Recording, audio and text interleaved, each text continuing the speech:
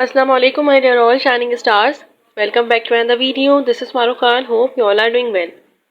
So आज की video में हम लोग चैप्टर 4 सपोर्ट एंड मूवमेंट के एमसीक्यूज करेंगे। ये 10th बायोलॉजी है और इंशाल्लाह इसके एमसीक्यू सॉल्व करने के बाद हम लोग चैप्टर्स के टॉपिक वाइज लेक्चर्स करेंगे इंशाल्लाह। एमसीक्यू नंबर 1 है irritation caused by stimulus is the main cause of. देख जो लिविंग ऑर्गेनिजम्स होते हैं उनके पास कुछ लिविंग मटेरियल होता है जिसको हम कहते हैं प्रोटोप्लाज्म। ये प्रोटोप्लाज्म सेंसिटिव होता है। Due to its sensitive nature इनके पास एक स्पेशल प्रॉपर्टी होती है जिसको हम कहते हैं इरिटेबिलिटी।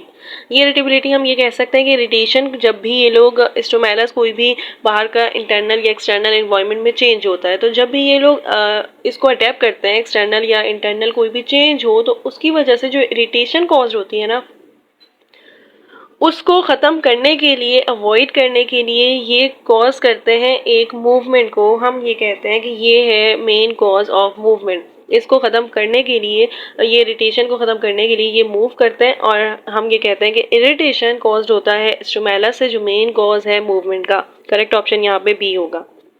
एमसीक्यू नंबर 2 है the framework which give shape to any structure called. So framework आपको पता है फ्रेमवर्क स्केलेटन को कहते हैं जो आपकी बॉडी को शेप देता है जिसके ऊपर जो इंटरनल ऑर्गन्स को प्रोटेक्ट करता है। तो यहाँ पे करेक्ट ऑप्शन क्या होगा? डी होगा। स्केलेटन जो प्रोटेक्ट करता है जो शेप देता है हमारी ऑर्गेनाइजिंग बॉडी को। एमसीक्यू नंबर 3 है the cartilage are made up of cells call. यहाँ पे आपको कार्टिलेज के सेल्स पूछे हैं। कार्टिलेज का एक सेल होता है कॉन्ड्रियोसाइट जबकि बोन के 3 सेल होते हैं लेकिन जो असल सेल मेच्योर सेल होता है वो होता है ऑस्टियोसाइट्स। यहाँ पे कार्टिलेज का पूछा हुआ है, सी ऑप्शन होगा कॉन्ड्रियोसाइट्स। जबकि बोन का होता है ऑस्टियोसाइट मेच्योर सेल्स और बोन फॉर्मिंग सेल होते हैं ऑस्टियोब्लास्ट जबकि ऑस्टियोक्लास्ट सेल्स वो सेल्स होते हैं जो बोन को डिस्ट्रॉय करते हैं। एमसीक्यू नंबर 4 है the head of femur attach with. So याद रखें एक पेक्टोरल गर्डल होता है और एक होता है pelvic girdle. Like pectoral girdle में हमारी आर्म्स की बोन्स होती हैं जबकि पेल्विक गर्डल में लेग्स की बोन्स होती हैं। तो यहाँ पे कहा हुआ है कि हेड ऑफ फीमर। तो फीमर कौन सी है? फीमर थाई बोन है और लॉन्गेस्ट बोन होती है ये और स्ट्रॉन्गेस्ट बोन भी होती है। तो यहाँ पे क्या होगा कि जो हेड ऑफ फीमर होता है वो अटैच होता है पेल्विक गर्डल से। Correct option is E. MCQ number 5 है the largest muscles of arm is. So याद रखें आर्म में 2 मसल्स होते हैं, एक बाइसेप और एक ट्राइसेप। बाइसेप आपके एल्बो को बेंड करता है और इसको हम फ्लेक्सर्स भी कहते हैं क्योंकि ये बेंड कर रहा होता है, मूव कर रहा होता है। जबकि जो ट्राइसेप होते हैं ये आपकी जो बोन आपकी जो आर्म होते हैं उसको स्ट्रेट कर रहा होता है। लार्जेस्ट मसल्स आर्म का बाइसेप है। Correct option is a.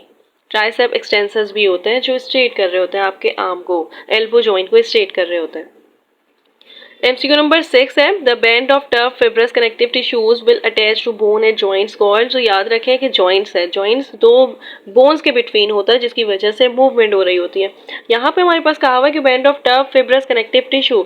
याद रखें कि BBL होता है और BMT होता है। BBL का ये मतलब है कि बोन्स एक दूसरे से कनेक्ट होती हैं बाय लिगामेंट। करेक्ट ऑप्शन यहाँ पे ए होगा। जबकि टेंडन से बोन और मसल अटैच होती हैं BMT। तो आप ऐसे करके याद रखिएगा BMT और BBL लिगामेंट।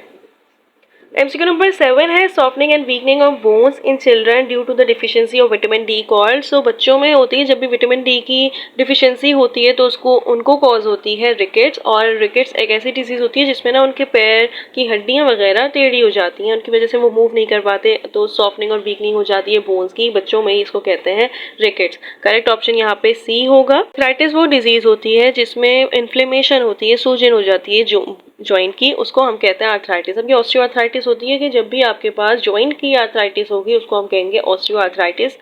और एक और होती है ऑस्टियोपोरोसिस। ऑस्टियोपोरोसिस होती है ज़्यादातर मोस्टली फीमेल में जब उनका मेनोपॉज हो जाता है उसकी वजह से उनके पास एस्ट्रोजन की डिफिशियंसी हो जाती है और उसकी वजह से कॉज होता है ऑस्टियोपोरोसिस। और ये रेमेटिक फीवर तो ये है कि आपकी इम्यूनिटी की वजह से फीवर हो रहा है। ये रेमेटिक होता है कि आपकी इम्यूनिटी सिस्टम खुद के अपने सेल्स पे अटैक कर रही है। मतलब ये होता है कि हम ऑटोइम्यूनी डिसऑर्डर कहते हैं इसको। एमसीक्यू नंबर 8 है the muscle which is responsible to straight the limb is. So अभी मैंने कहा था कि स्ट्रेट कर रहे होते हैं मसल्स वो होते हैं ट्राइसेप और ट्राइसेप को हम एक्सटेंसर भी कहते हैं जबकि बाइसेप को फ्लेक्सर कह रहे होते हैं।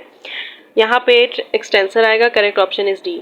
एमसीक्यू नंबर 9 है the pair of muscles where both work in opposite direction. जैसे बाइसेप और ट्राइसेप बोथ वर्क कर रहे हैं अपोजिट डायरेक्शन में। लाइक बाइसेप कॉन्ट्रैक्ट कर रहा है तो जो ट्राइसेप है वो स्ट्रेट हो रहा है, जब ट्राइसेप कॉन्ट्रैक्ट कर रहा है तो बाइसेप रिलैक्स हो रहा है। तो ये एंटागोनिस्टिक मसल्स हैं जो एक दूसरे के अपोजिट डायरेक्शन में काम कर रहे होते हैं। Correct option is a. So that's it.